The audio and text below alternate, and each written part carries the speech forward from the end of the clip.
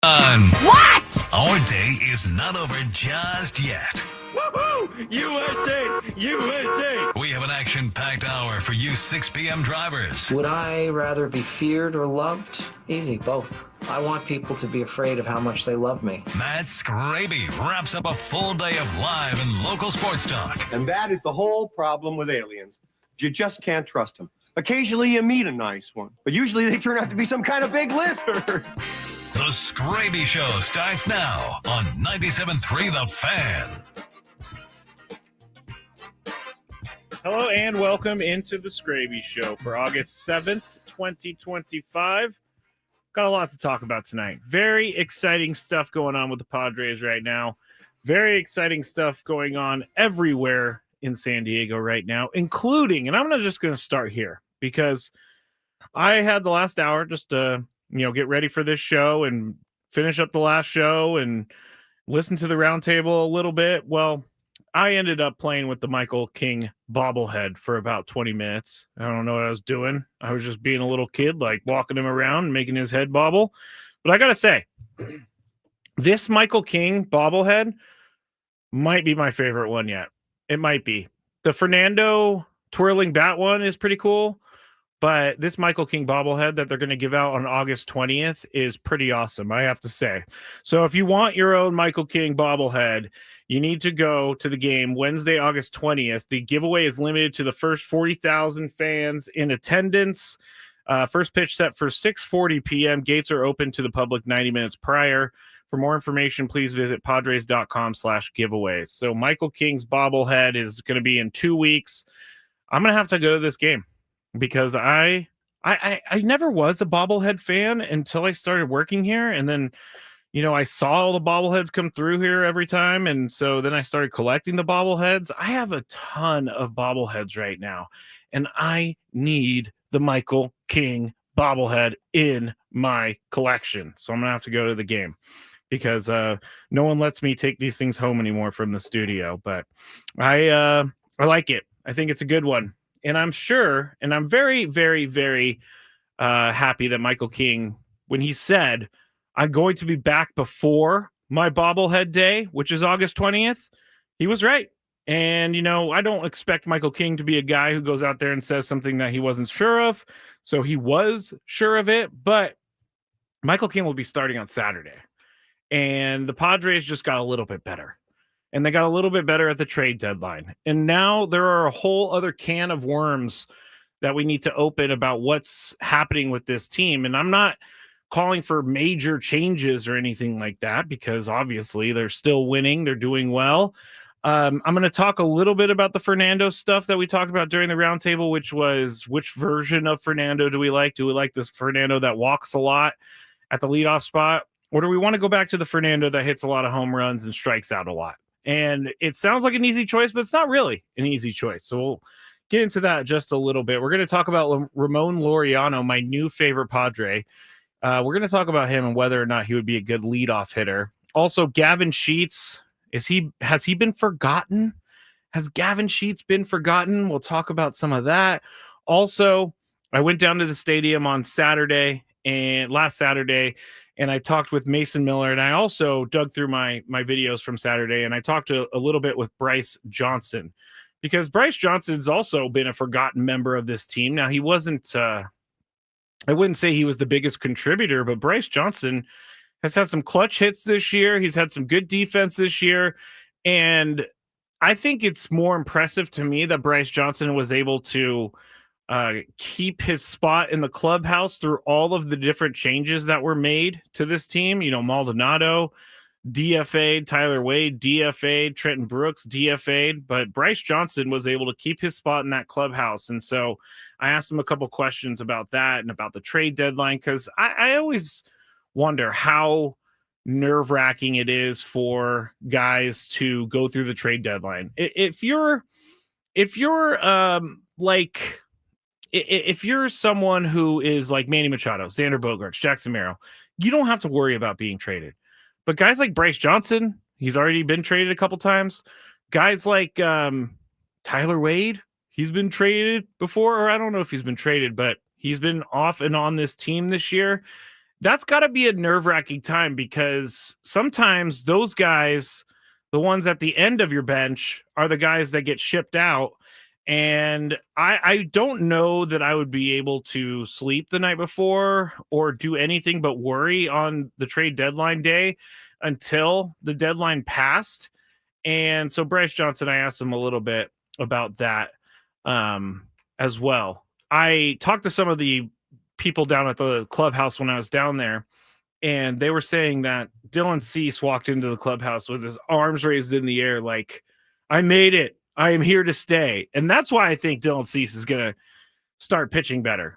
And yeah, he's a professional, but still, he was probably thinking he was going to get traded. He was probably thinking, hey, I'm going to be living somewhere else in a couple days, but he didn't. He didn't. He's still on the team, and I'm very happy about that, because I don't know that you're going to get the return that you wanted from a trade of Dylan Cease, just because he's been so up and down this year. But I think that he's going to be valuable down the stretch. You want a guy of his caliber, and I know that he does not have a great playoff record with the Padres, but you want a guy of his caliber as an option. And even if it's coming out of the bullpen, you want a guy as an option. And so Dylan Cease, I think he's going to pitch better. But Mason Miller, Bryce Johnson audio is going to be at 6:20. And then, of course, the Daily Gripe at the end of the show. If you want to watch the show, you can just go to YouTube, search 97.3 The Fan, or you can go to youtube.com/at The Skraby Show. You can watch it there as well.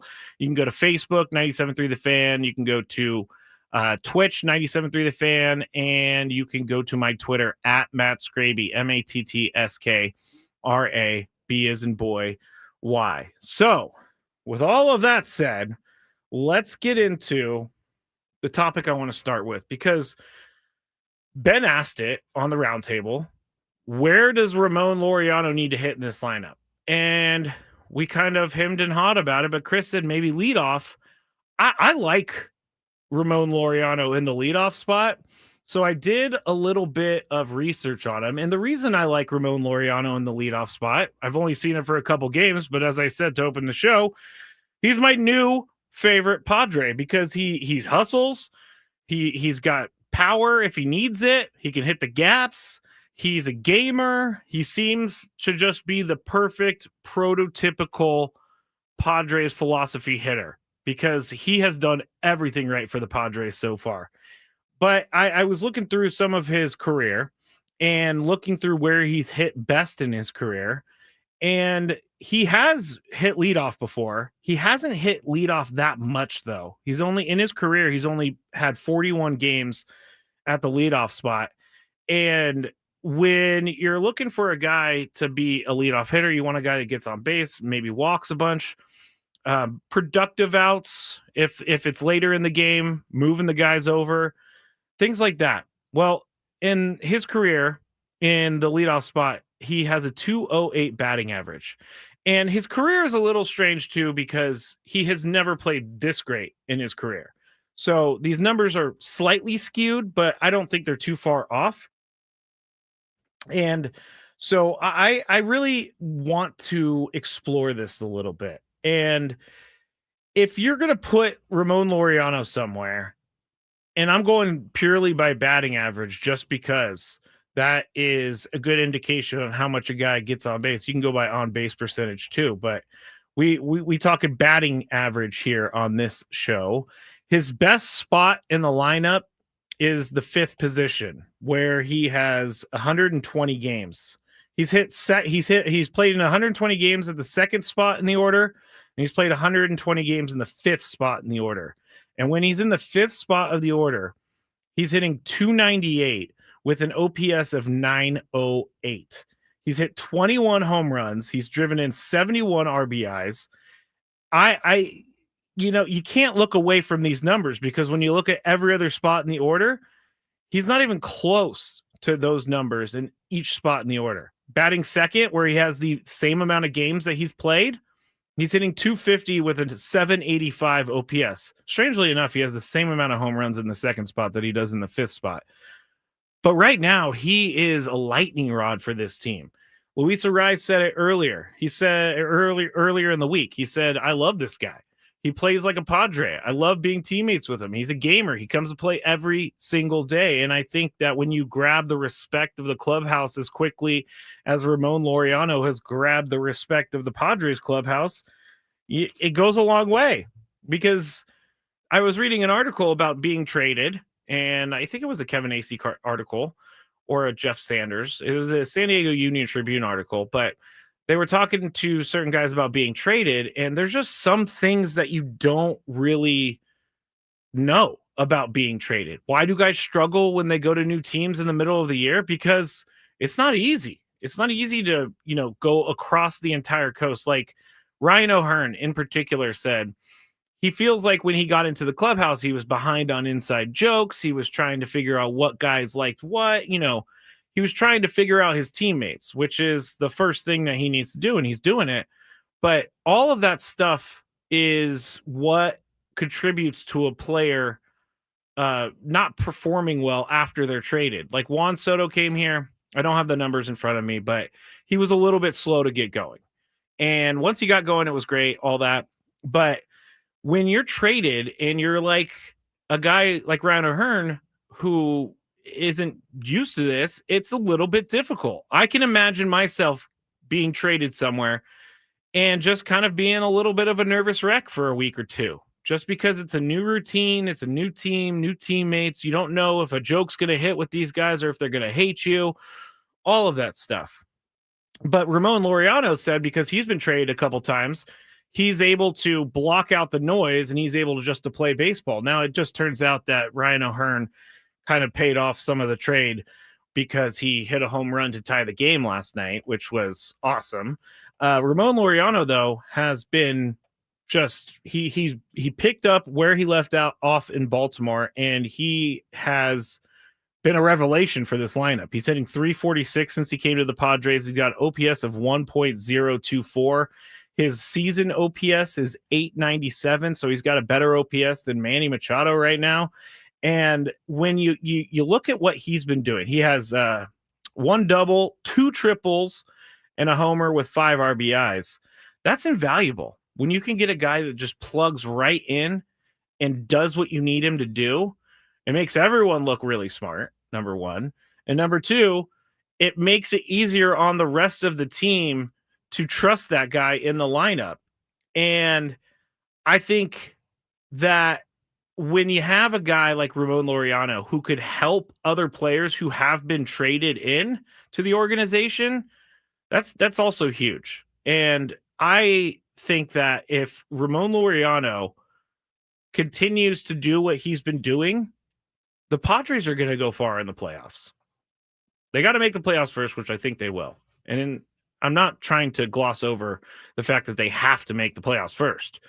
But he's one of those guys that is a game changer. I hate that phrase. But he's one of those guys that could change everything for the Padres, because now pitchers have to worry about the entire lineup and not just the top of the order for the Padres. And that's a whole different beast for teams to tackle. And if you got guys like Ryan O'Hearn hitting home runs, timely home runs, then you're going in the right direction with where you wanted the team to be after you made all these trades for the trade deadline. And AJ Preller, he didn't just want Ramon Laureano. He absolutely wanted to go after Ryan O'Hearn as well. And he was so set on these guys coming to San Diego that he added prospects to get both of them. And then he added another prospect or two to get the Orioles to pay down both the veterans' contracts to the major league minimum. So they're not really spending all that much money on these guys. The Orioles are basically paying for them. So AJ Preller, in my opinion, this trade was so far a major success. And I love watching Ramon Laureano play. And I love watching Ryan O'Hearn hit game-tying home runs in the 9th inning. It's good stuff. It's really, really good stuff. Let's see. Before I get to break, let me see. No, I'm going to talk Gavin Sheets on the other side. We're going to have a little bit of a longer segment on the other side. I'm going to talk Gavin Sheets whether or not he's just been forgotten. And then we'll hear from Mason Miller and Bryce Johnson. You're listening to The Skraby Show. I'm Matt Skraby. This is 97.3 The Fan. Gambling problem?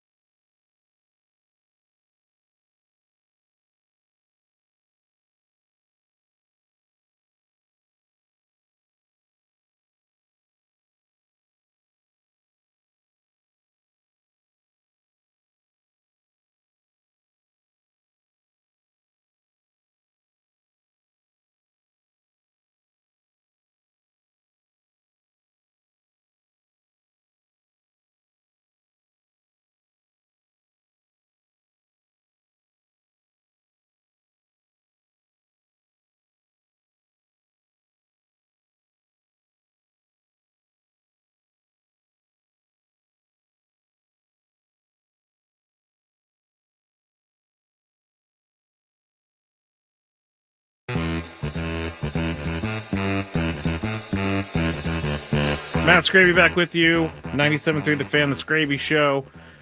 If you want to watch, you can again. Search YouTube, or go to YouTube and search 97.3 The Fan. You can also search at The Skraby Show. There's another channel going with that right now. We are talking about the Padres, and Marco on the chat said, he said, I'm glad love that these guys are not rentals, which he later came back and said, actually, O'Hearn is. I do love the fact that Ramon Laureano is not a rental, because he's going to be back with this team next year, and he's going to be playing left field. So you don't have to worry about that. It's a club option for $6.5 million. And he's, I think I might be a little too excited about the recency of everything, but he's outperforming the $1.2 million that the Orioles are paying him. But his club option for next year, he'll be 31 years old, and he will be making $6.5 million. I think that's a slam dunk. I think it's a slam dunk for the Padres to give him that and lock up left field so you don't have to worry about it anymore, because we talked about left field the entire offseason coming into this year. We had Jason Hayward. We had Connor Joe at one point. Feels like Connor Joe was not even really here, even though he was.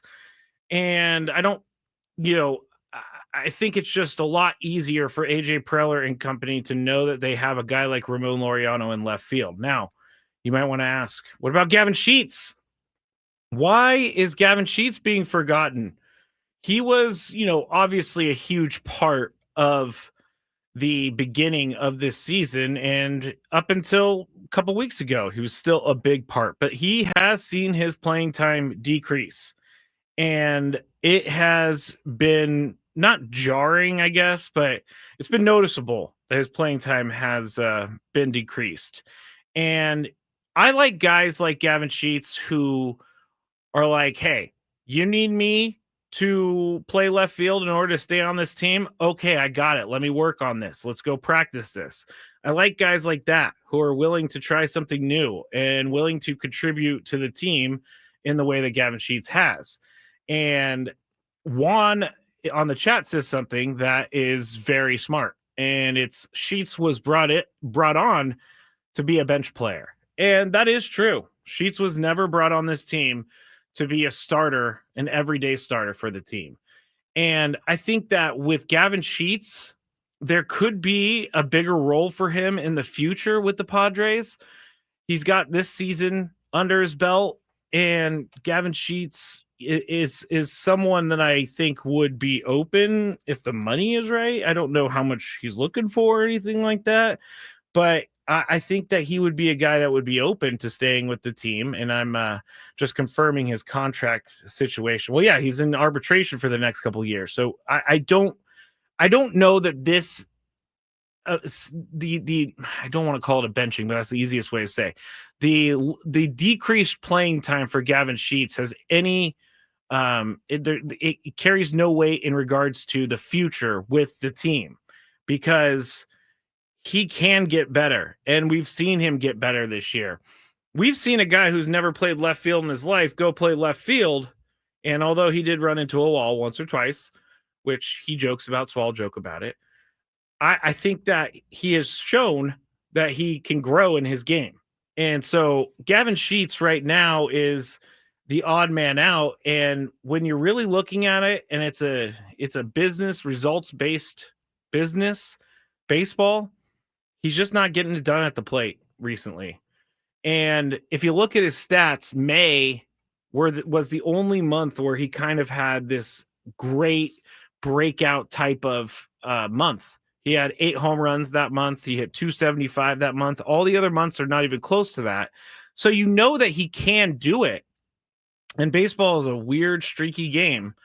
But I do think that this is something that the Padres can build upon. And if I were the Padres, and I'm sure they have even told him this, because they seem to be very good at communication, but I'm sure that they told him, hey, you're under team control for a couple more years. We're going to put you in a good spot. And I believe that the team will do that, because Gavin Sheets can be a pretty dangerous DH if they need him there. I don't. If Luis Arise leaves in the offseason, he could be a first baseman. Ryan O'Hearn could be a first baseman, but Ryan O'Hearn's a rental, so that doesn't make any sense unless they bring him back. I think that Gavin Sheets has a spot in this team in the future. But if you look at the last 7 games that he's played, he's 3 for 24, hitting 125. Last 15 games, he is 9 for 53, hitting 170.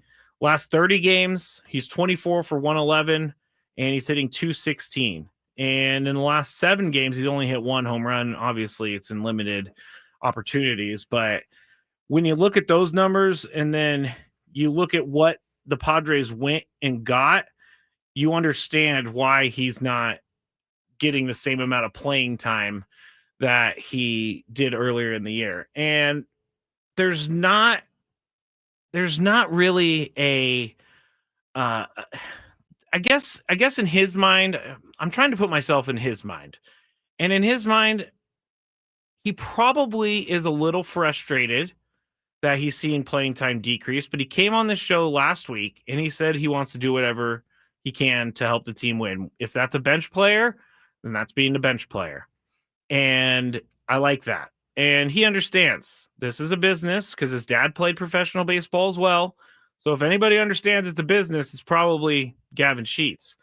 And I think that with an off season of work, with an off season of kind of knowing you're going to be on a major league team, coming into spring training, already with a roster spot. I mean, someone can outplay him, obviously, but I'm going to say that he probably has a roster spot going into next year. I think that he can be hugely valuable for the future. Baja's #1 Padres fan said, our entire outfield never played outfield. Haha. That is true. That is true. Jackson Merrill playing center field, Fernando Tatis Jr. playing right field, and then you had Gavin Sheets playing left field. That's pretty funny, actually, to me, that they have so many guys that were drafted as shortstop playing outfield. But that's honestly, that's a testament to how good of athletes those guys are. It's not that easy to just switch positions. It's just not. And even though I've never played Major League Baseball, it's not easy from everything I've seen. All right, let's go into the stuff with Mason Miller and Bryce Johnson. So I'm going to get it up on the YouTube screen. If you are looking to watch this a little bit later, you can. But I went down to the clubhouse. I want to do this more often.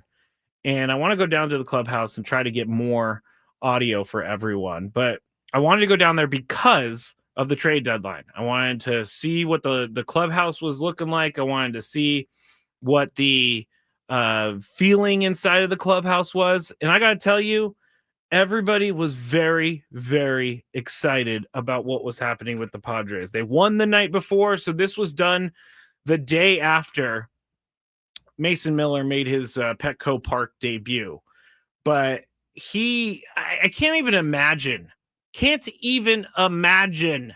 going from Sutter Health Home Park or whatever it's called, Sutter Home Health Park, to Petco as your home stadium. I mean, it's a stagnant crowd up in Sacramento. I've talked to friends that have gone to games and said it's not as fun as you would think it is. And I don't think any of the pitchers like pitching up there.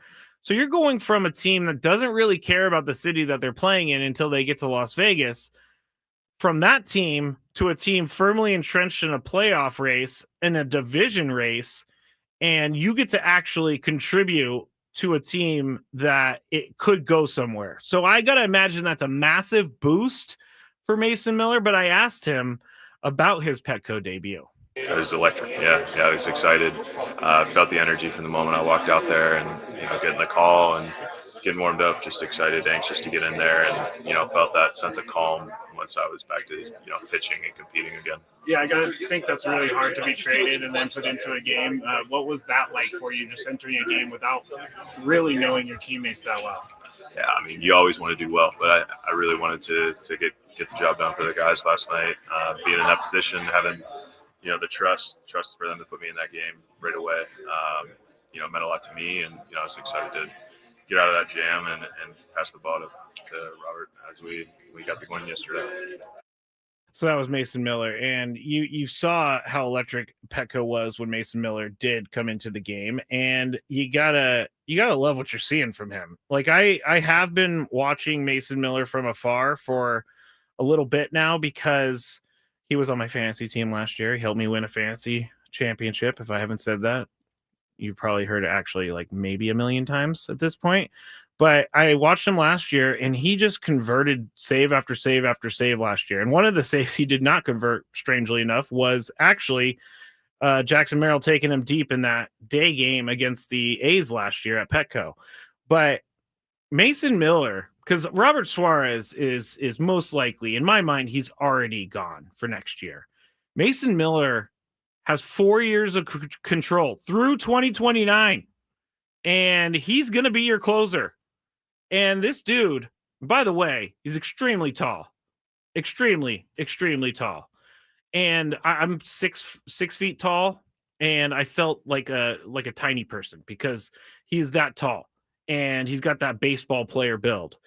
But when you got a guy who can come in throwing 104 and then a nasty slider, it's beautiful. It's a beautiful thing. There's no one else in the world that can throw the ball like Mason Miller can. And the Padres have him on their team for the foreseeable future.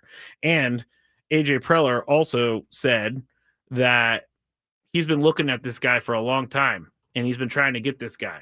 But now he has control over Mason Miller. I hate saying control over, but it's contract control. There we go. Contract control for the next 4 years. Switching gears just a little bit, Mason Miller is very he's very open about his diabetes diagnosis. And I'm not trying to compare myself to Mason Miller, but people ask me sometimes, why are you so open about your alcoholism? And my answer is because I can help people. And there are sometimes people who message me saying, hey, I was headed to the liquor store to get a drink when I was listening to you, and you were talking about something with alcohol, and I didn't do it. I went to a meeting instead. And so those are the reasons that I do it. And it took me a long time to be so comfortable talking about it. I didn't even really say anything to anyone for the first year and a half or so because I just wasn't sure about it. But Mason Miller is his alcohol is diabetes. His alcohol for me is I'm just going to keep going. Mason Miller is open and he's honest about everything. But here is what he had to say when I asked him why he's so open about his life. Yeah, I mean, I remember I got diagnosed, and one of the first things I did was look up professional athletes with type 1 diabetes.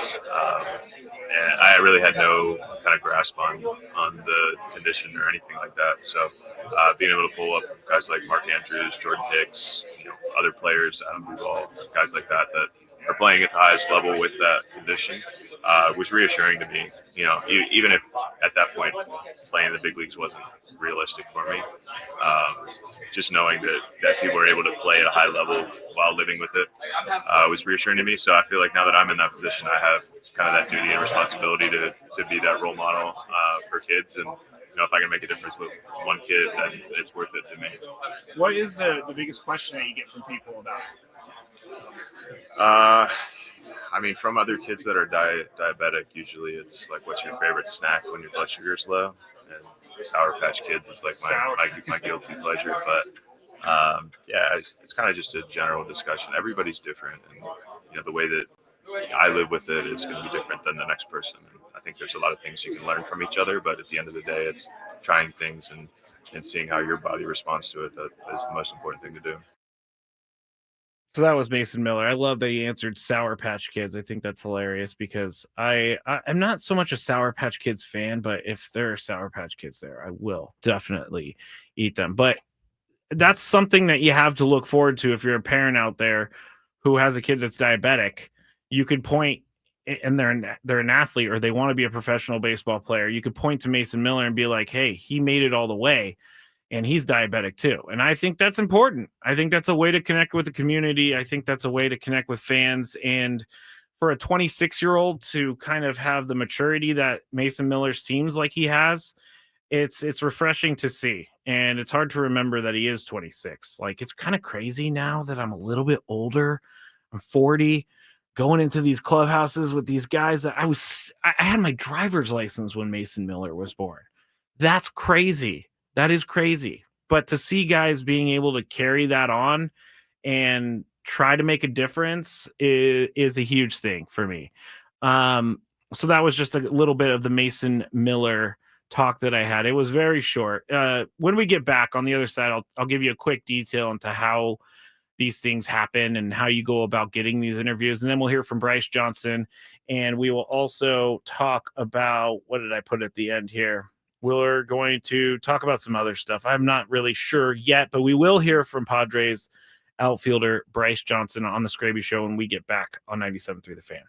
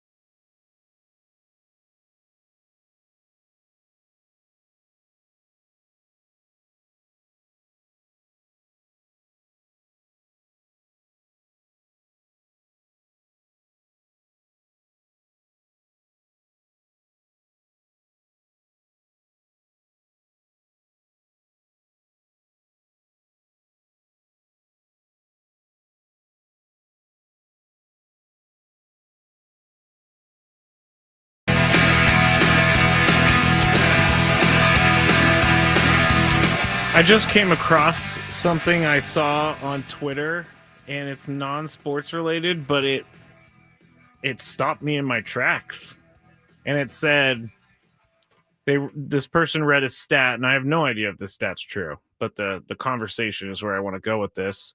It said 30 to 50% of people go through their day without or with an internal dialogue. So there's 50% or more of people out there that don't have an internal dialogue with themselves. And that is crazy to me. I haven't even ever thought about it before, but I just thought that everyone just kind of talks to themselves all day in their head, right? Isn't that what I thought? That's what I do a lot. I talk to myself in my head all the time. It's actually one of the reasons that I drank, is I was talking to myself too much in my head all the time. But that's crazy to me. 30 to 50% of people walk around with an internal dialogue. 50 to 70% walk without an internal dialogue. And if you're asking what an internal dialogue is, it's just conversation with yourself in your head, like the one I had in the break where I thought, this is crazy. I talk to myself all the time. Who's not talking to themselves? I don't know. If you talk to yourself, or if you don't talk to yourself, let me know. I want to know why. I really do want to know why. All right, end of this segment, we have a daily gripe, but I wanted to get into Bryce Johnson real quick because time is not my friend tonight. I don't feel like I've done a terrible job with time management, but now that I'm looking at the clock, I am doing a terrible job with time management. So I'm trying to fit everything in here. I only got one of these this week. And Bryce Johnson, outfielder for the Padres, he has, as I said earlier, he was able to make himself, he was able to stay on the team through all of the changes that were made. And I think that's impressive. I do think that's impressive. And guys, again, some of these guys are my favorite guys. The guys that get on a team and then they just work hard and they keep their head down and they go from there. Well, Bryce Johnson, I asked him whether or not, actually, I think I have my question here. So let me just hand myself over to myself and Bryce Johnson. Bryce, the trade deadline, what was that like for you to watch and to kind of, I don't know if you were ever approached about maybe something going down, but what was that like for you to watch? Yeah, I mean, it was, I wouldn't say nerve-wracking, but you just don't know. I mean, kind of the unknown. So, I just, watched and enjoyed it and then, just waited to see what would happen. And I'm happy to be here. So it worked out well. You've been in the big leagues for a while now, and you're one of the stories that I like. You work hard, you get to the big leagues, you try to stay in the big leagues. Each year, what gets easier for you about being in the big leagues? I think it is my routine. Each day I get to master, my routine, and I feel like once I get my routine mastered, it makes me feel more comfortable come game time. So, over the past couple of years, over these last 2 years, I've really been able to master a good routine. It was kind of tough my first 2 years in San Francisco, trying to find what would work best for me to get me prepared for the game. And I felt like over the last 2 years, it's especially here in San Diego, it's gotten really well, and it makes the game way easier for me. I can go out there and just play ball and know that I was prepared. There you go, Bryce Johnson talking about the trade deadline, and I really do like stories like that. And he might not be the guy who hits 25 home runs a year. He might not be the guy who steals 25 bases, although if he played every day, he probably could steal 25 bases. But he is a valuable player for this team, and he is someone that I foresee having some sort of impact down the stretch, even if it's just pinch running or late game defensive replacement. I think that he is a perfect guy for that. He doesn't have an ego. He just goes about doing his work, and I think that's the type of personality that fits onto his to this Padres team. Is his personality is something where, you come in this clubhouse, you're faced with Manny Machado, Fernando Tatis Jr., Xander Bogaerts. You got Jake Cronenworth, who's been here for a while. You got Joe Musgrove. You got Yu Darvish. You got all of these guys. Jackson Merrill. I'm forgetting someone. Luis Ariz. I should just name the entire team at this point, but you have to go in being humble, I would assume, because the minute you go in there and pretend like you're a little bit better than everybody else, then I think that's, the first way for you to get your teammates to raise an eyebrow at you is like, what's this guy up to over here? He thinks he's like owning the clubhouse all of a sudden, which none of these guys are doing that. So coming into a team and knowing your role and knowing what you need to do and knowing what work you need to get done is very important. And Bryce Johnson, again, not the most flashy name in the world, but someone who has helped the team a lot. And I appreciate him. I do. I was going to go off on another tangent, but looking at the clock, things are getting a little weird.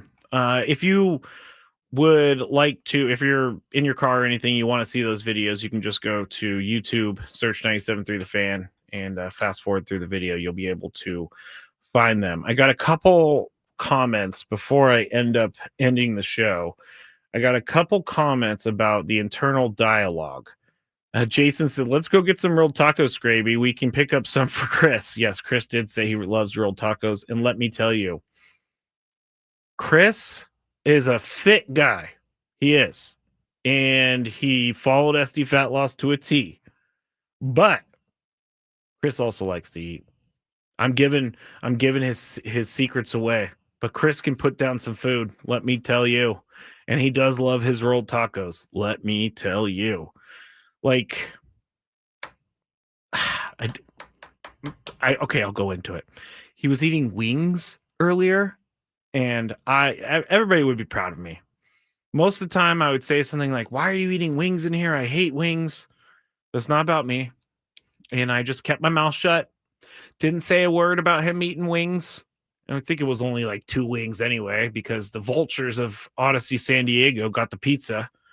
Like, it's amazing. It's amazing to me how quickly the food is gone before anyone else is able to get to it. We put it from the studio, from the performance studio where we do the round table. We put that into the kitchen. It's gone in 5 seconds. It's amazing how fast it goes. Anyway. Oh, internal dialogue. Dominic says, my internal dialogue saved me at work. If it was external, I would have been fired years ago. Been there, Dominic. Sub for you too. I always talk to myself. It's normal to me, and I entertain myself with internal dialogue. I can't imagine what it would feel like if I didn't. I can't imagine either, honestly, because that would be weird. It's like when Jake, they put up a little fact on the screen for Jake Cronenworth, and it says sometimes he likes to drive in silence, which I have done before, but I feel like I'm going crazy. I do. Sometimes I drive in silence just because I feel like I'm having a bad brain day and I need to drive to work and get my brain right. So I drive in a little bit of silence, but it makes me crazy. Makes me crazy. Mott the Padres says, how do you not talk to yourself? Is that even possible? Seems like it would be super lonely. It's a very good question. You're asking the wrong guy. Like you said, is it even possible? I didn't know it was possible to not have an internal dialogue. I guess when I think about that, someone not having an internal dialogue, I think about the Simpsons episode where they go into Homer's head and it's just the wind-up monkey like slapping his hands together. Like, what is it? That's crazy to me, honestly. Elizabeth says, my internal dialogue won't shut up sometimes. I agree with you on that. Sometimes my internal dialogue is going crazy too. But if you're just tuning in, the reason we're talking about internal dialogue is because I saw this thing on the internet, on Twitter, in the break saying that 30% to 50% of people have an internal dialogue, but the rest don't. That is just wild to me. That really is wild to me. All right. Did I get everything? Let's see. Actually, I did want to mention something because a very, very nice listener reached out and she wanted me to help with something. And so I wanted to help real quick because it's the least I could do. Katie says, I'm talking to myself all day. See, everybody has an internal dialogue. Maybe this stat is false, because I cannot see how you can go through a day without talking to yourself at least once. But hunger in San Diego County is back to pandemic era levels, with more than 1 in 4 of our neighborhoods not having food on their table tonight. San Diego Hunger Coalition works behind the scenes with more than 500 local partners to make sure everyone in our county can access 3 nutritious meals every day. Donate today to help ensure no San Diegan has to skip dinner. Learn more at sdhunger.org. If you're interested in learning more about this, sdhunger.org. I do feel for the people who are not able to have food on their table every night. So hopefully this will help even in a small way. What's annoying Skraby today? Let's find out.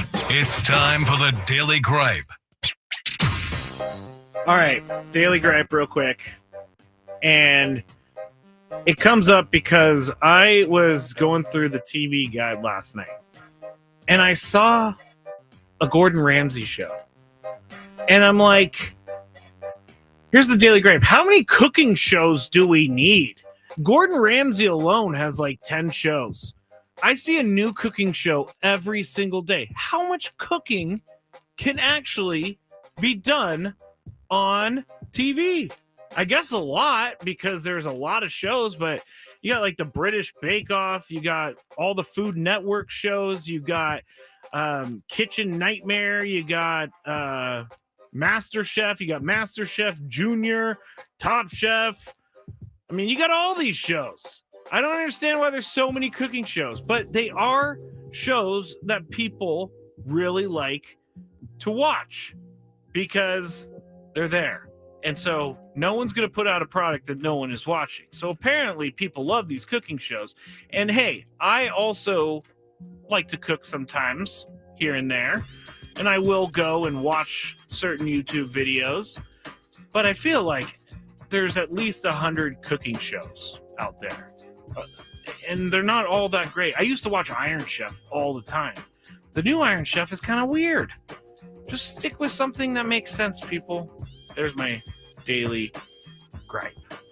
All right. Thank you to everybody for being with me tonight. I am off tomorrow. I will be back on Monday. Tony's scheduled to be back with us Monday as well. Chris will be talking to David Morgan tomorrow for Friar Fridays. So have a great weekend, everyone. Be safe. Go Padres.